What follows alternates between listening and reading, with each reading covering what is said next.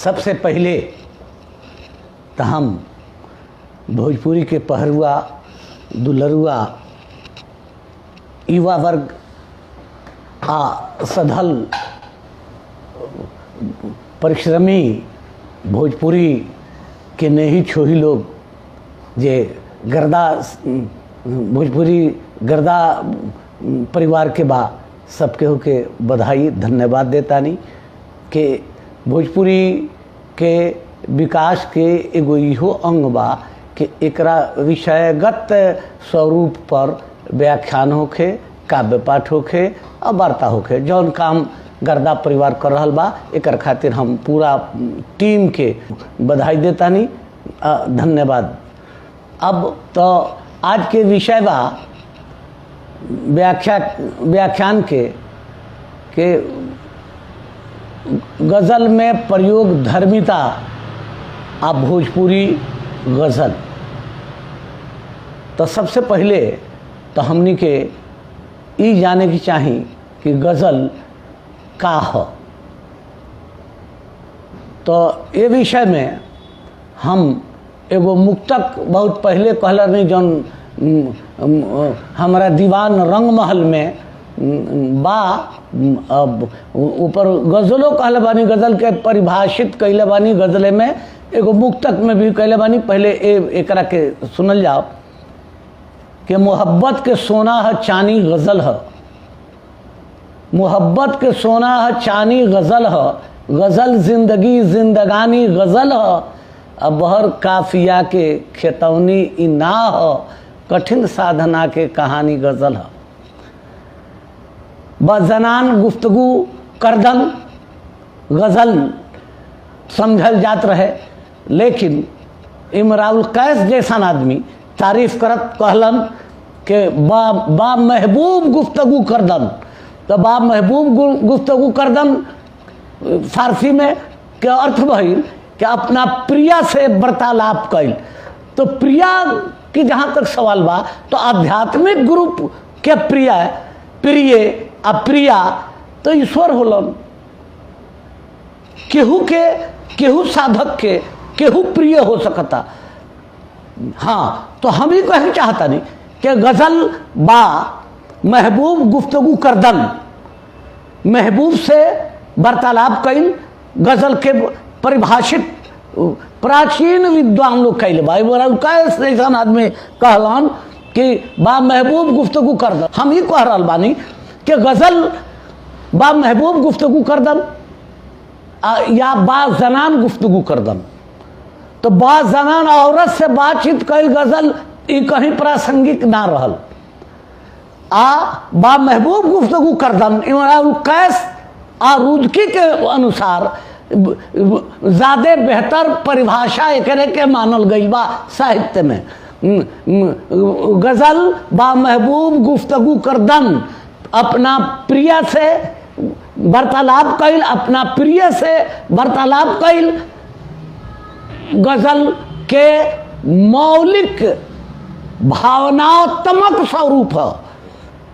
तब पता ही चलल कि प्रिय अप्रिया तो केहू हो सकता, केहू खातिर एगो कलमों बहुत प्रिय हो सकता। उ कलमों के आधार बना के अपन भावना व्यक्त कर सकता। कौनो बिंब कौनो चिन्ह केहू के प्रिय हो सकता। अब प्रिया का अर्थ सिर्फ औरतें समझल जाओ, बाजनान समझल जाओ, ई कहीं से उचित नहीं खे। बाकी ई परिभाषा रहे अब प्रयोग धर्मिता आइल रहे बात जनान गुफ्तगू करदन तो उ बदल के आ गई बा महबूब गुफ्तगू करदन। समयक संदर्भ के गर्भ विवाह में मानवीय संवेदना के आधारशिला देवे खातिर भावनात्मक शाब्दिक चेतना के लालित जोगावे खातिर एकरा के सर्वव्यापी जीवन से जोड़े के गज़ल में प्रयास भइल। ओकर स्वरूप बदलल, बा जनान से बा महबूब हो गई। आज के स्थिति बा कि मोहब्बत के सोना है छानी गज़ल है, गज़ल जिंदगी जिंदगानी गज़ल है, बहर काफिया के खतौनी ना हो, कठिन साधना के कहानी गज़ल। तो अब बात साफ हो गई कि गजल जिंदगी हो और जिंदगी गजल हो, गजल जिंदगी हो, गजल जिंदगी जिंदगानी गजल हो।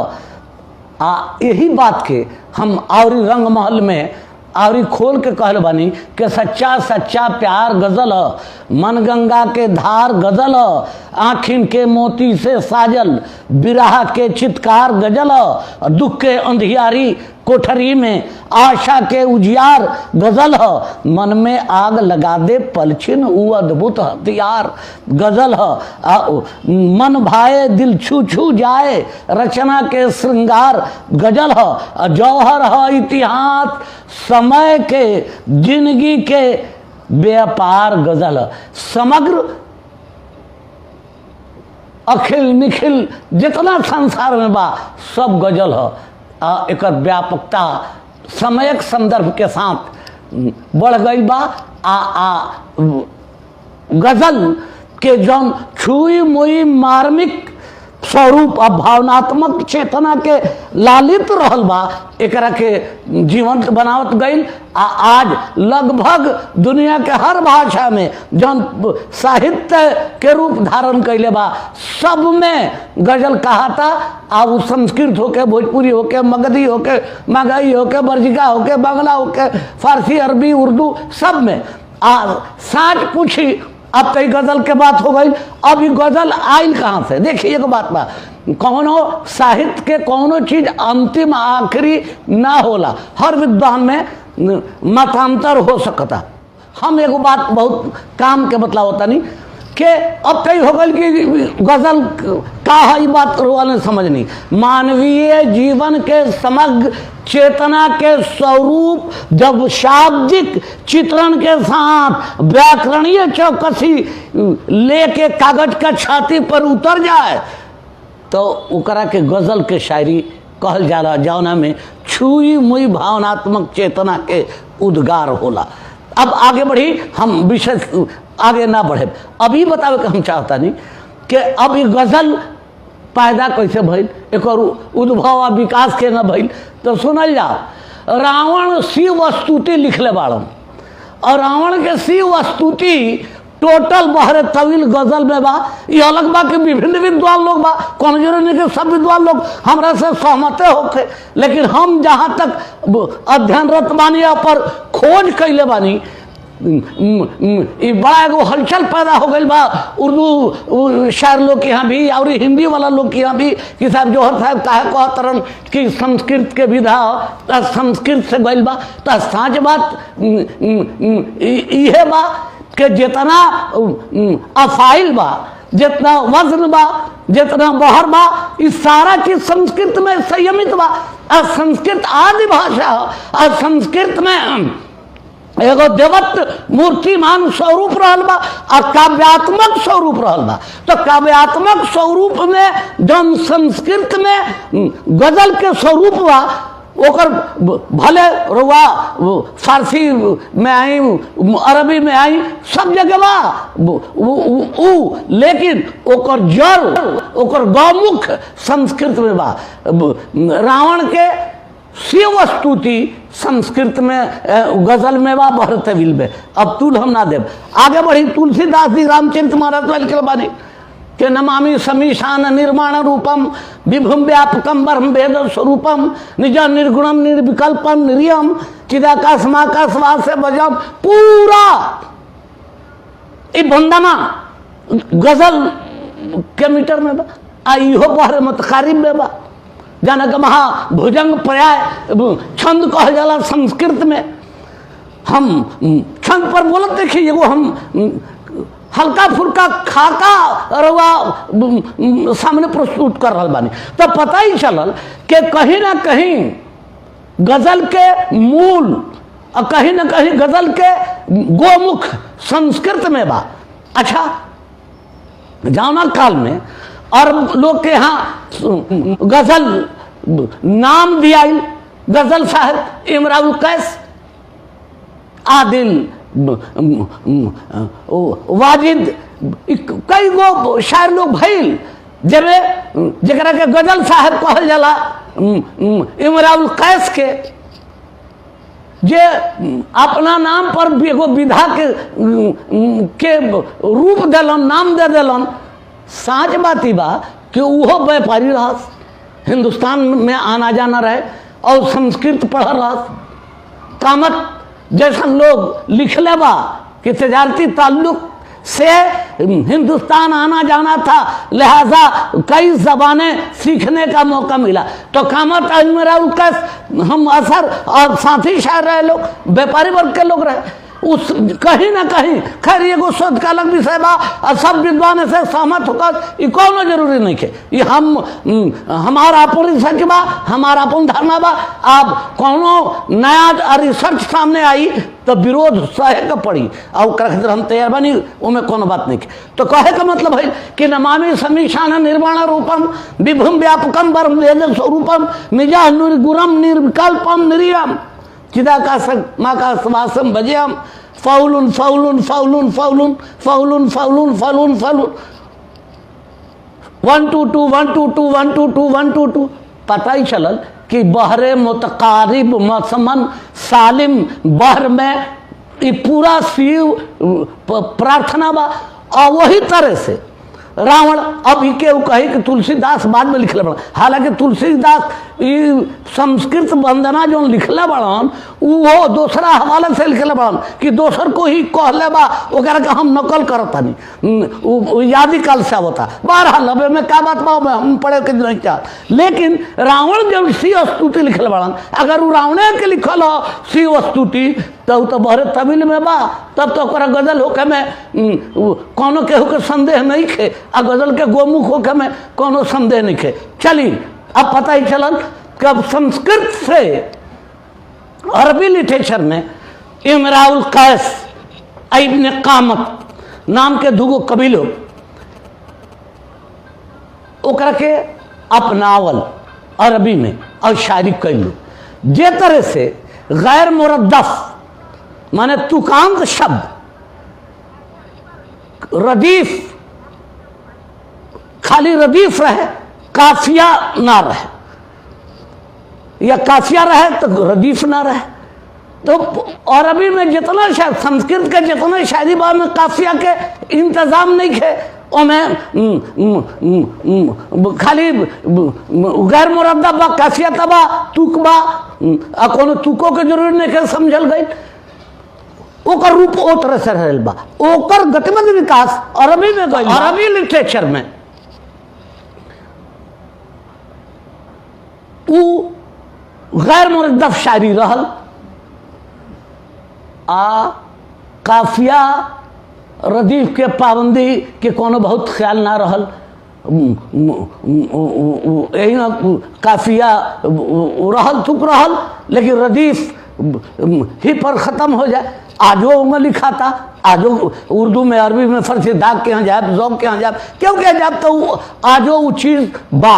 लेकिन जब जैसे अरबी चूँकि अरबी भाषा के मिजाज संस्कृत से मिलत जुलत नहीं के, भाषागत स्वरूप में संस्कृत विधा के पूर्ण रूपे न अपना ले अरबी लिटरेचर में वो लालित नहीं खे वो विधा के अपनावे के।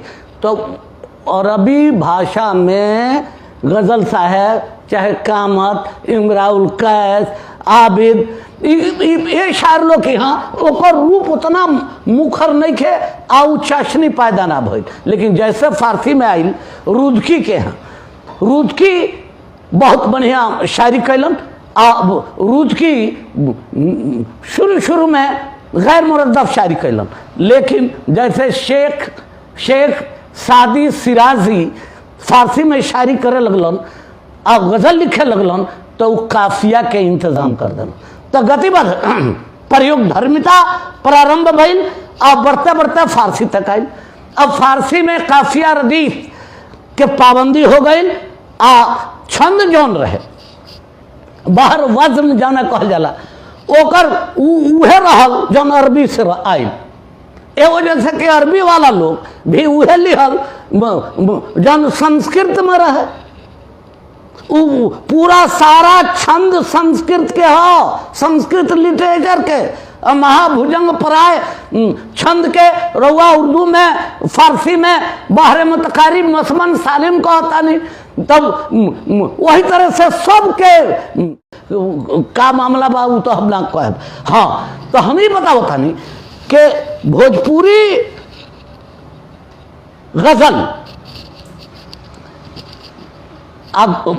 गजल तो गजल के उद्भव विकास के एगो संक्षिप्त व्याख्या परमाणु के हम दे रहा बानी। अब आई फारसी में शेख सादी, हाफिज सिराजी, रुदकी, अमीर खुसरो तो भारतीय रहा। अमीर खुसरो फारसी में बहुत शायरी कैलन और गजल के शायरी कैलन। नतीजा ही भइल कि फारसी में गजल बहुत आकाश छू दिल, चोटी पर पहुंच गई। फर्ज नबी दानम से मंजिल बूद शब जाए के मन बूदम, बहर सुरख से बिस्मिल बूद शब जाए के मन बूदम, बहुत चोटी तक पहुंच गई गजल। लेकिन जैसे गजल उर्दू में आई और उर्दू में कुल्ली कुतुब शाह दक्कनी जैसे उर्दू के सबसे पहला साहिब दीवान शायर रहा, और फिर वहाँ से वली दक्कनी तक, और फिर वहाँ से गालिब, दाग, ज़ौक़, मीर, इकबाल, फिराक, जोगेंद्र, ये तरह से जितना शायर, जमील मज़हरी, अल्लामा इकबाल, जितना शायर लोग रहल, फारसी शायरी के सारा लोग इत्तबा कैल, सारा लोग पैरवी कैल, सारा लोग ओकर अनुकरण कैलस। उर्दू में आके गजल और व्यापकता प्राप्त कैलस, फारसी से ज्यादा व्यापकता। और वह कहे कि भाई फारसी लिटरेचर उर्दू हिंदी लिटरेचर बहुत आगे बा, प्राचीन काल में रहे आगे होई।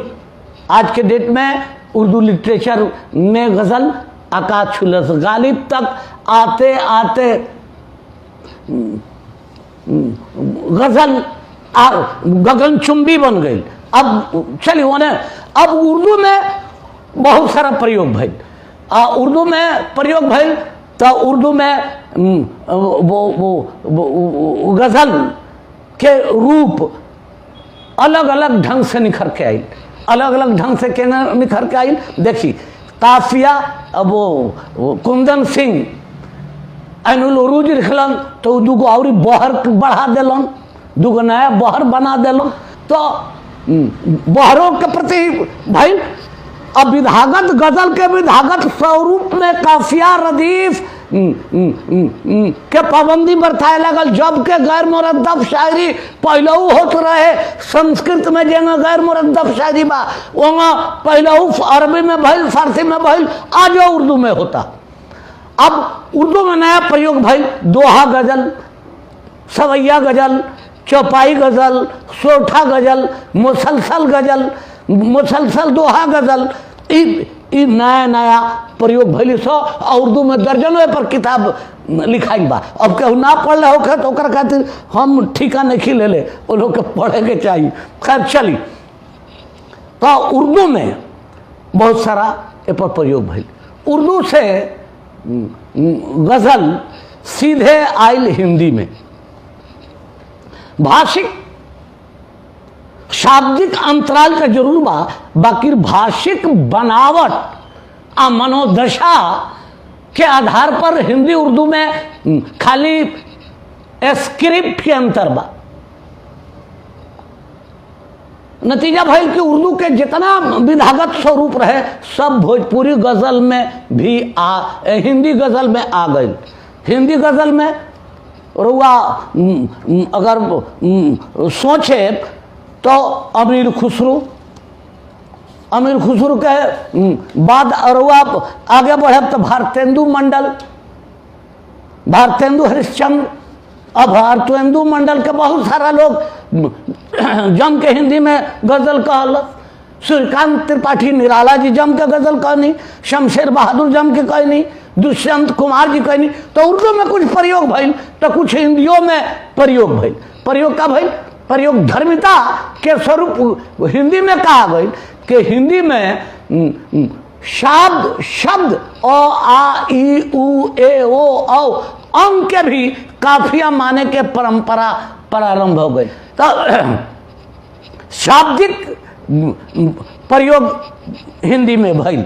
आ गजल दुष्यंत कुमार तक ओकरा बाद आज तक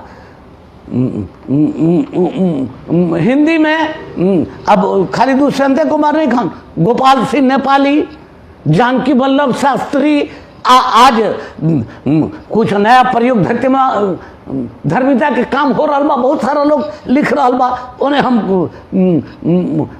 जाके नहीं चाहत। अब ओजवा से अब रुआ आगे बढ़ी, अब हिंदी से देखी डायरेक्ट उर्दू से भोजपुरी में गजल नहीं आइल, ए वजह से कि उर्दू गजल के मिजाज काफिया रदीफ तो सब में एक बा, वो तो संस्कृत के सब वजन बाहर छंद है, जाना कि काफिया रदीफ रुआ कहता नहीं, वजन बाहर कहता नहीं, कहीं प्रयोग धर्मिता के साथ। बाकी एगो बात ध्यान में रखी, कुछ लोग कहेला कि उर्दू से गजल आइल बा भोजपुरी में, हम ही माने खातिर तैयार नहीं की। मुंडे मुंडे मतरी भिन्ना, कोनो जरूरी नहीं कि सब जितना लोग बा वो सब लोग हम कहीं तो नहीं मान ले, ये बात नहीं के। लेकिन हमारा लगे तथ्य बा, हम बताए कि सांच का बा कि उर्दू से गजल भोजपुरी में नहीं आइल, हिंदी से गजल भोजपुरी में आइल बा। भोजपुरी में हिंदी से गजल आइल बा, तो सच बात ही बा कि हिंदी से ज्यादा तैयार जमीन ज्यादा भोजपुरी भाषा ज्यादा गजल कहे लायक, गजल के अनुरूप बा भोजपुरी। उ बहाव, उ मीठ शब्दन के चुनाव जब करे के बात होता तो भोजपुरी में उ मिठास, उ बहाव ज्यादा अनुकूल बा, हिंदी से ज्यादा अनुकूल भोजपुरी में गजल कहल बा, अगर विधागत स्वरूप के जानकारी होके। अब एगो बात सुनल जाओ, काम के बात बताओ कर। अब भोजपुरी में आई, अब हिंदी से भोजपुरी में गजल आ गई, तो भोजपुरी में गजल आइल तो भोजपुरी में भारतेंदु मंडल के सारा लोग, जैसे बेढक बनारसी जी होखत, चाहे रुआ गुरु बनारसी शिव प्रसाद मिश्र गुरु बनारसी होखत, कृष्णदेव प्रसाद गौड़ होखत, बेढक बनारसी विश्वनाथ प्रसाद सैदा, दिनेश भरमन, चौधरी कन्हैया प्रसाद सिंह, सारा लोग कहता ही बा। लेकिन सबसे पहले किताब कौन छपल, तब बदमाश दर्पण नाम से भोजपुरी के पहला गजल संग्रह छपल, गजल संग्रह छपल बदमाश दर्पण नाम से, तेग अली तेग बनारसी के, जो भारतेंदु मंडल के वो कवि रहस। और लोग जैसे बेढक बनारसी जी बड़न, गुरु बनारसी जी बड़न, चाहे और जितना लोग बा, वो मंडल के बहुत सारा लोग गजल भोजपुरी में कहले बा, लेकिन केहू के संग्रह ना छपल। पहलका बार तेग अली तेग बनारसी के बदमाश दर्पण के नाम से किताब, हम समझाता नहीं कि 64-65 के करीब में रामकृष्ण वर्मा जी ओकरा के छपौले रही, 64-65 के साल में। तो लेकिन आवरी केहू ना कहल। ओकरा बाद भोजपुरी में गजल कहे का परंपरा, रसूल मियाँ नाच वाला, उनको यहाँ गजल बाड़ी सौ भोजपुरी में गजल लिखात रही सौ, गवात रही सौ, कभी कभी छिटफुट बनारस से और जगह अखबार में गजल छपत रही सौ।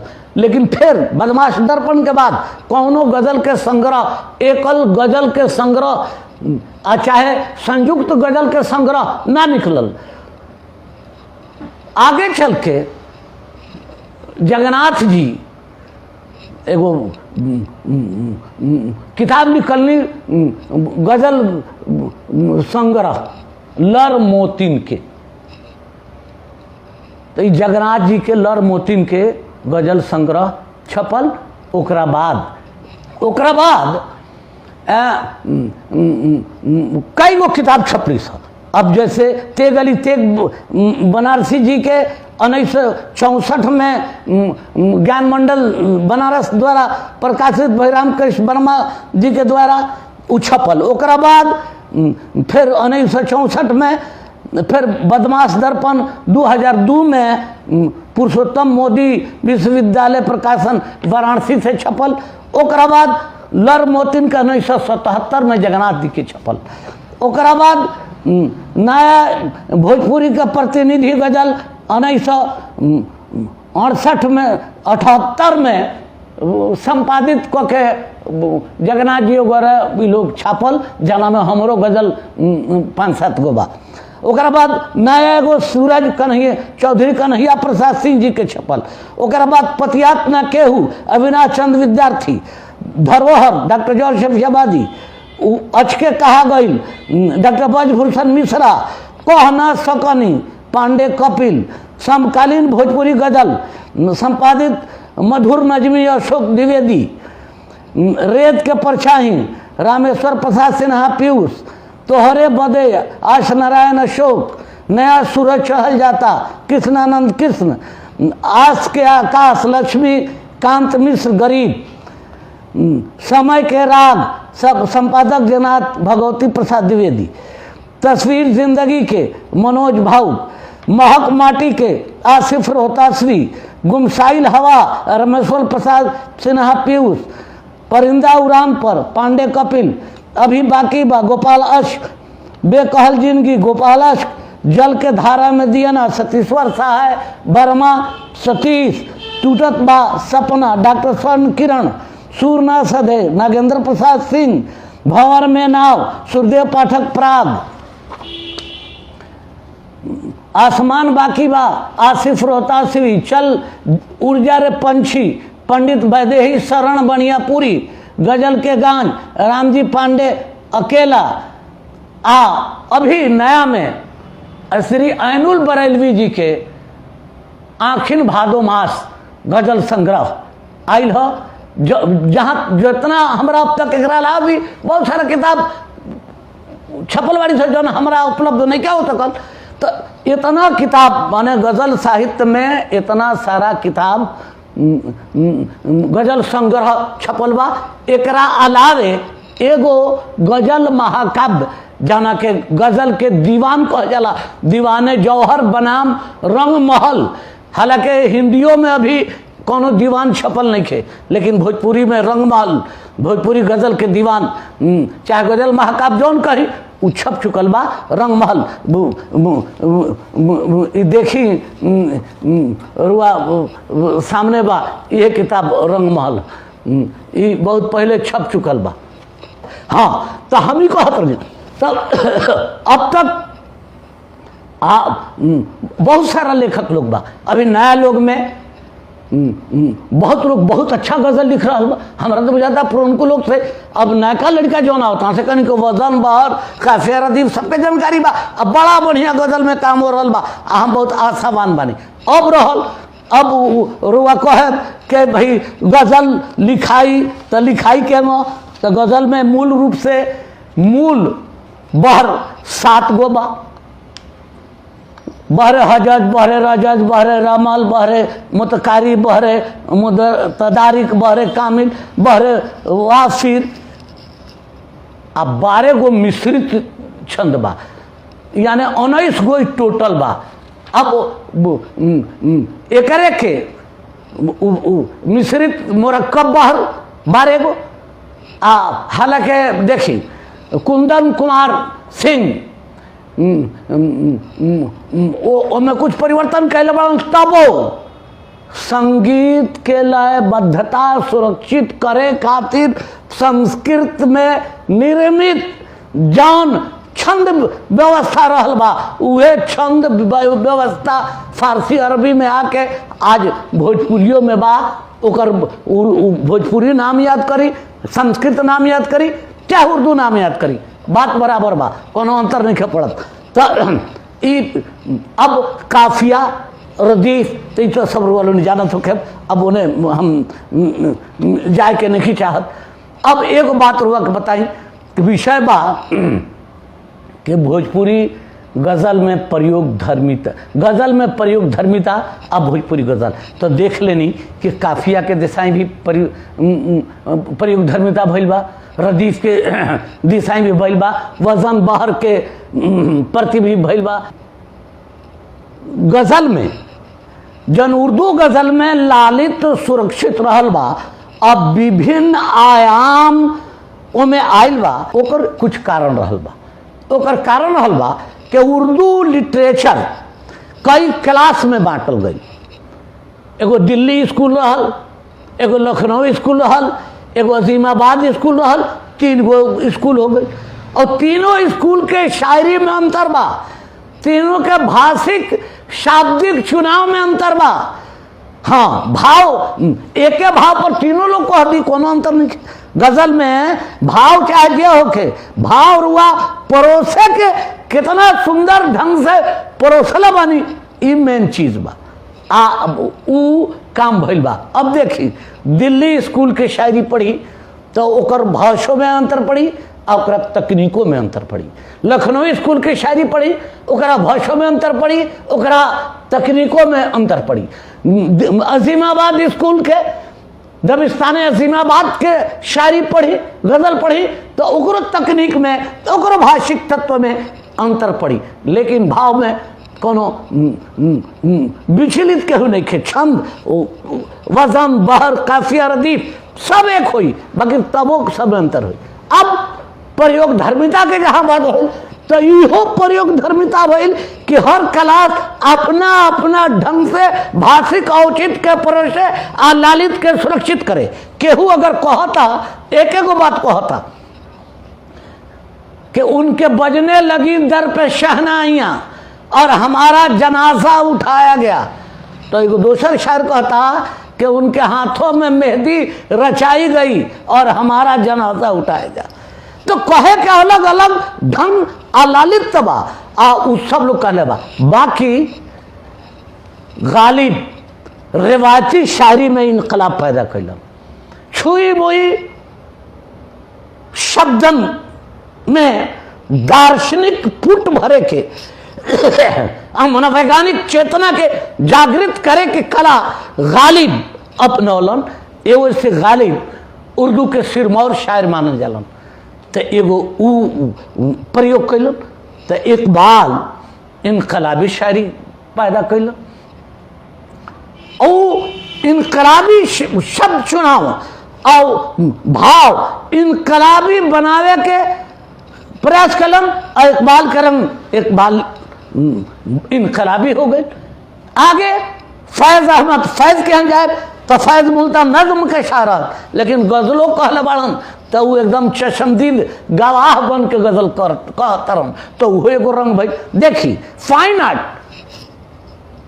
चाहे कलात्मक स्वरूप में कला के मर्यादित सौंदर्य बोध के निखारल उकेरल एगो बहुत लोहर काम होला। अब के तरह से मानो हृदय के छू जाए, छुई मुई भावना के छुई मुई शब्दन में परोस के ओकरा के उत्कृष्टता प्रदान कल जाओ। ई कला गालिब में रहे तो एक बालो उ कला अपनौलन, बाकी वो दूसरा ढंग से अपनौलन, ये दूसरा ढंग से अपनौलन। अब गालिब के इनकलाबी रंग हो गई। उनकर जीवन शैली पद्धति जीवन दर्शन पर इकबाल गालिब के हो गए। इनकर इनकलाब पर रिवोल्यूशनरी पर हो गई। अब दाग मीर नाज़ इन लबों की क्या कहिए, पंखुड़िए गुलाब की सी है, मेरी नीमबाज आंखों में सारी मस्ती शराब की सी है। तो अलग अलग शायर लोग अलग अलग रंग पैदा कैलन। रंग पैदा करके उर्दू भाषा साहित्य के गजल के क्षेत्र में गगनचुंबी बना दिलन। अब आगे बढ़े तो रघुपत साहब फिराक गोरखपुरी उर्दू गजल में जहाँ गालिब रहस, जहाँ इकबाल रहस, जहाँ दाग रहस, जहाँ मीर रहस, वह प्रयोग धर्मिता के अगर गाड़ी रुकर रही तो बात आगे ना बढ़ी। लेकिन रघुपत साहब फिराक गोरखपुरी वैदिक औचित्य संदर्भ के इतना सुंदर ढंग से उर्दू गजल में परोस दलन कि उर्दू गजल वाला लोग दाते उंगली काटते रह गई कि दादा एगो गजब रंग पैदा कर दिलस। तो कहे के मतलब विवाह के प्रयोग धर्मिता मनोवैज्ञानिक होखे, सृजनात्मक होखे तब होखी तो बात आगे बढ़ी। और सब जगह बढ़ल। उर्दू भाषा साहित्य में गजल के जितना रंग बा हिंदी में वो पैदा ना हो सकल। कुछ रंग हिंदी वाले लोग अपनावल। हमारा भोजपुरी में, हमार मातृभाषा भोजपुरी है, हम हमेशा ये प्रयास करिले कि भोजपुरी केहू से कम नहीं खे। ये दावा हम करिले आएम ना प्रत्यक्षम किम प्रमाणम। कौनो चीज में भोजपुरी कम नहीं खे। और गजल के क्षेत्र में भी हम ये दावा करिले कि भोजपुरी केहू से कम नहीं खे, के उर्दू हिंदी गजलकार के गजल से कम नहीं खे। भले वो झुझुआ के देखा देखो आवेला समय साँझ के उकेड़ी एबरा भले हम ही केहू के ना घोटाई, हमारे दाढ़ी टोपी केहू के ना घोटा, केहू को कोनो दोष बा, केहू कोनो दोष बा, लेकिन साहित्य तो रही, साँझ तो रही, साँझ कबो ना मिट पाई। ये वजह से काम जो करे के कलाबा वो हर आदमी के करे चाहिए। अब देखिए, अब भोजपुरी में मीर के रंग, दाग के रंग, गालिब के रंग, इकबाल के रंग, फैज के रंग अब वर्तमान स्वरूप में उमैर, हासिम, डॉक्टर मजहर इमाम, जे लोग दोहा गजल, सोया गजल ये सब लिखे, वो सारा लोग के रंग भोजपुरी गजल में बा।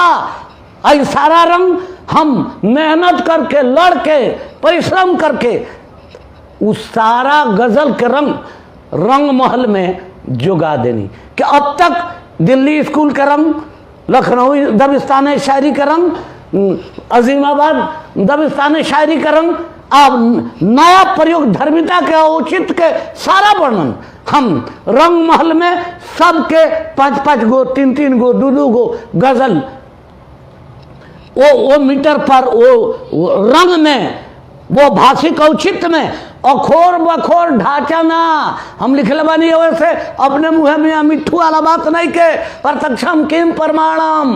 रंग महल पढ़ी और वही जाने आई। हम रउआ के कुछ सुनावे के चाहतानी कि रउआ सुनी कि रवायती शायरी आप वर्तमान संदर्भ, जैसे वर्तमान संदर्भ में जन प्रयोग धर्मिता के काम हो रहा बा शायरी में, ऊपर एगो गजल अपने सुनल जाओ। वर्तमान संदर्भ के एगो वर्तमान संदर्भ के चित्रण हम रोम सुनाओ तनी कि मतला गजल के सुनल जाओ कि अखबारी झकझोर खबर बा हमहू सोची तूहू सोच। अखबारी झकझोर खबर बा हमहू सोची तूहू सोच। मानवता के क्षय के डर बा हमहू सोची तूहू सोच। आकुल मन बेचैन अधरवा हमहू सोची तूहू सोच। सारा सपना एहर वहर बा हमहू सोची तूहू सोच। सुना पनघट गांव नगर बा हमहू सोची तूहू सोच। जीवन कतना टेर डगर बा हमहू सोची तूहू सोच। कांच के हमरो तोहरो घर बा, कांच के हमरो तोहरो घर बा हमहू सोची तूहू सोच। हाथ में दोनों के पत्थर बा हमहू सोची तूहू सोच। सत्ता के बेमोल लड़ाई उलझल बारे भाई भाई, खतरा सबतर आठों पहर बा हमहू सोची तूहू सोच। खतरा सबतर आठों पहर बा हमहू सोची तूहू सोच। मजहब धर्म में रगड़ा कैसन, मजहब धर्म में झगड़ा कैसन, मानवता में रगड़ा कैसन। स्वार्थ सब झगड़ा के जड़बा हमहू सोची तूहू सोच। अंधा नगरी चौपट राजा, जस भाजी तस बाटे खाजा। सच्चाई कहवा जौहर बा हमहू सोची तूहू सोच। अखबारी झकझोर खबर बा हमहू सोची तू सोच।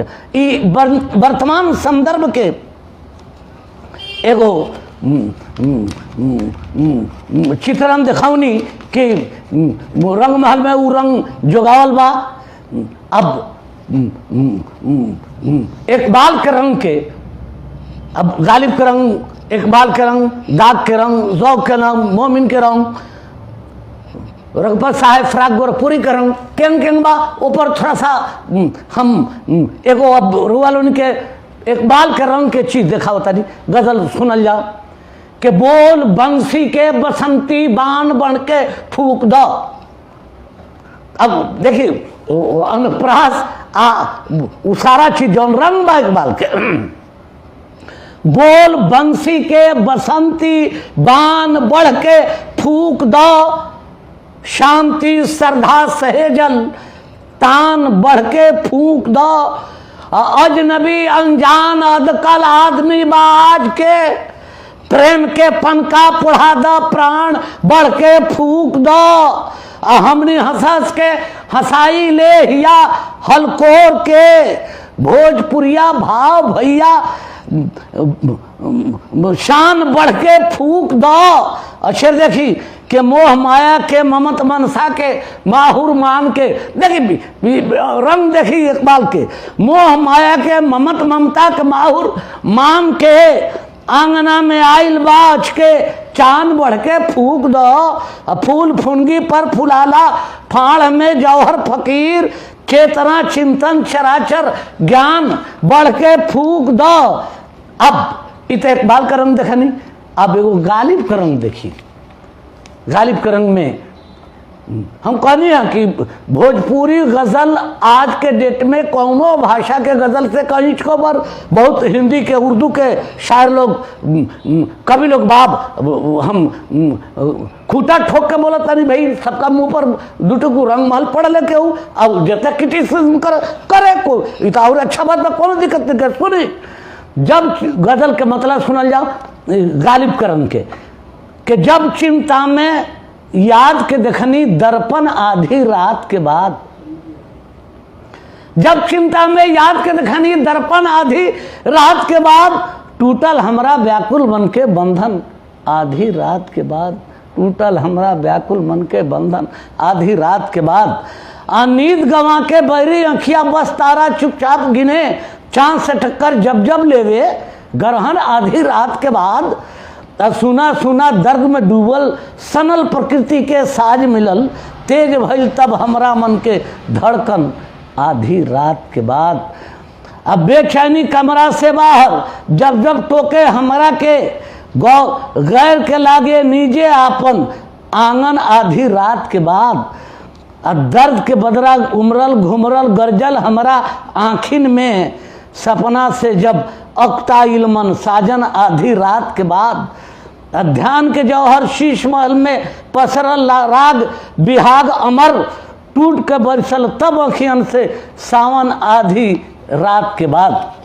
अब और गालिब के गुहारी रंग सुनी कि चांदनी बन के पसर जा तू गजल हो खेद, चांदनी बन के पसर जा तू गजल हो खेद, आज के सांझ ठहर जा तू गजल, चांदनी बन के पसर जा तू गजल होके दो, आज के सांझ ठहर जा तू गजल होके दो, फूल फूल कुछ याद का बगिया में खिलल बा अचके, बन के खुशबू ना बिखर जा तू गजल होके दो, पूछ के थाप मन के मंदिर में उदासी ना सहाई हमारा, आज नस नस में उतर जा तू गजल होके दो, तब पूछ के था हो पता जंतु समय नष्ट करो, बन के बंजारा लहर जा तू गजल होके दो, अजब विचारन के सजावट के बाद दर्पण साखी, मांग रचना के बाद भर जा तू गजल होके दो, अंश ले पूर्ण ले जौहर बा समय के पहरा, आवा ना मिल के निखर जा तू गजल होके दो। ये गालिब के रंग रुआ देखनी आई। अब रघुपत साहेब फ्राक गोरखपुरी के रंग के गजल भोजपुरी में सुन जाओ कि बढ़त जात रोजे निर्बाध, बढ़त जात रोजे निर्बाध, थमत कहाँ बाटे अपराध। जिंदगी के बाद जिंदगी के ये बाद दस्तूर, हर्ष कबहू कबहू बिस्माद। मरहू चैन से देत कहाँ, साध मचौले बाटे नाद। थाह न पावल आजो तले, केहू उनकर हिया अगाध। इंसानियत कुछ बाचल रहे, जौहर के बस अतने साध। अब आज नया प्रयोग धर्मिता जन हो रहा बा वर्तमान संदर्भ में। अब ऊपर एगो सुनल जाओ गजल कि क्रोधी जीवन अनबन अनबन, क्रोधी जीवन अनबन अनबन। खाली बर्तन खन खन खन खन। दुख सुख रुत जानी परखी, दुख सुख के रुत जानी परखी। पतझर आ मन भावन सावन, पीरा केहू के ना छोड़े। हो जाला चट आनन फानन। हहरत लइका भूखा नंगा, हहरत लइका भूखा नंगा। कपड़ा लाता राशन वासन, पैदा होते रोजी रोटी। का निर्धन के बचपन यौवन, पैदा होते रोजी का निर्धन के बचपन यौवन। जौहर अपनो मेना झांकी, लालच बाटे काहे तन मन। अब एगो और गजल सुनी, दाग देहलवी के रंग के गजल सुना रहल बनी कि कबो झील तितली कमल बन के आइल, दर्द जिंदगी के गजल बन के आइल। कबो याद के आग बेरंग झलकल, कबो ताज जैसन महल बन के आइल। कबो लोर बिरहा के पतझर के साखी, कबो गंगा जमुना के जल बन के आइल। बड़ा ना समझबा पड़ोसी अभागा, बुतावे में घर के खलल बन के आइल। भरोसा का धनबल जवानी के कौनो, कथा पूर्वजन के कहल बन के आइल। पपीहा के बोली न बिरहा में भावे, कोयलिया के कुहकल गरल बन के आइल। जहाँ राग अनहद अलग के बजौहर, वहाँ ज्ञान गंगा तरल बन के आइल। अब दोहा गजल, सवैया गजल, ई सब बा। आई एगो दोहा गजल अपने समन के सुनावतनी। मोहब्बत के दोहा मात्रिक छंद कला भाषा भाव गंभीर। 13-11 के दुगिन हनहन मारी तीर। सुनल जाओ एगो गजल, सुनल जाओ दोहा गजल प्रयोग धर्मिता के बात आइल बा तो सुनल जाओ कि महकल महकल साधबा, चस्कल चस्कल लोग। मिथ्या का बाजार में बहकल बहकल लोग। साँच बखान नत आजबा, अदकल अदकल लोग। अब भूल गईल बा राह के चमकल चमकल लोग। देखी 13-11 रुआ गिनली। गजल में फैलुन फेलुन फाइलुन फेलुन वो मीटर पर अपना सही बा तखफीफ के साथ। हाँ, बुझते नहीं खे बात के सहकल सहकल लोग। जियत बाटे मोह में डहकल डहकल लोग। भूलल माई बाप के उमकल उमकल लोग। घर आंगन परिवार से फटकल फटकल लोग। छलकल छलकल सांच बा, भभकल भभकल लोग। अधजल अधजल सोच पर चहकल चहकल लोग। धमकल गमकल साधना, चनकल चलकल लोग। जौहर हलचल लूट के भटकल भटकल लोग। तब चलते चलते एगो गजल और सुना देता, नहीं सुनल जाओ। आधुनिक गजल के प्रयोग के नदिया के वह पार कबीरा, चल देखे संसार कबीरा। नदिया के वह पार कबीरा, चल देखे संसार कबीरा। अजीत जहां घपला के होता, समय संदर्भ के ध्यान में रखी कि जीत जहां घपला के होता। नैतिकता लाचार कबीरा, नदिया के वह पार कबीरा, चल देखे संसार कबीरा। जहाँ सड़क से संसद तक, जहाँ सड़क से संसद तक सच्चाई लाचार कबीरा। नदिया के वह पार कबीरा, चल देखे संसार कबीरा। दर दर दर नेत जहाँ बा भटकत, समयक संदर्भ के गर्भ विवाह में जन पुष्पित पलवित भावनात्मक चरित्र आ रहल बा, ऊपर ध्यान रखी। ऐसे देखी कि दर दर नेत जहाँ बा भटकत, मानवता बीमार कबीरा, चल देखे संसार कबीरा। और रोज बिकाता थोके भावे अपनन के व्यवहार कबीरा। रंग दिखाई आपन कहिया, गरीबन के चित्कार कबीरा। जौहर साँच धर्म के अतने, जौहर साँच धर्म के अतने, परहित आ उपकार कबीरा।